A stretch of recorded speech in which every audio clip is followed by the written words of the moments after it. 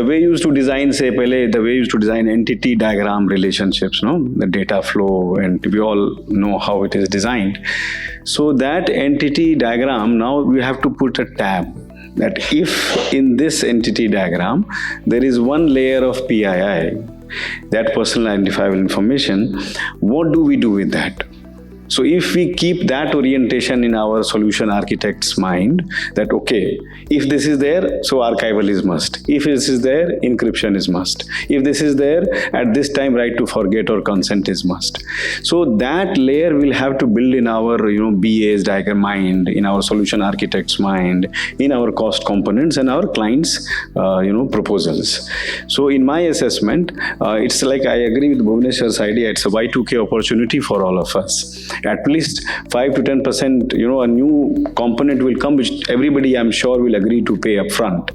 They don't want to land up paying more money later. So that opportunity we have, as whether you are a consulting organization or a tech organization or a legal team or a compliance team of any organization. So if we have this understanding, and in our organization, if everybody understands the culture, so once you have that thing in mind, this problem will become very easy.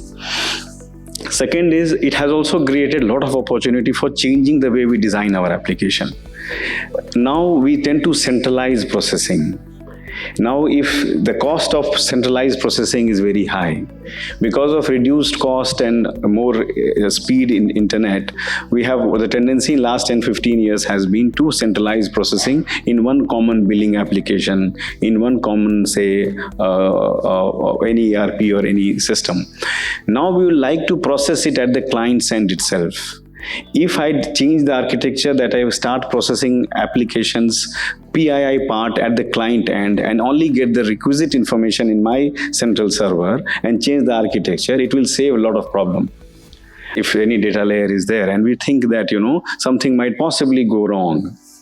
So can there be a dead end a solution which is okay, that if something goes wrong, this is my worst case scenario. So every organization knows what is the worst case scenario for it. Is it documented? If we have to go back to Stone Age, then this is my Stone Age for this application. So that kind of dead end scenarios have to be thought through, put a system in place so that we are safe and data is safe for the person.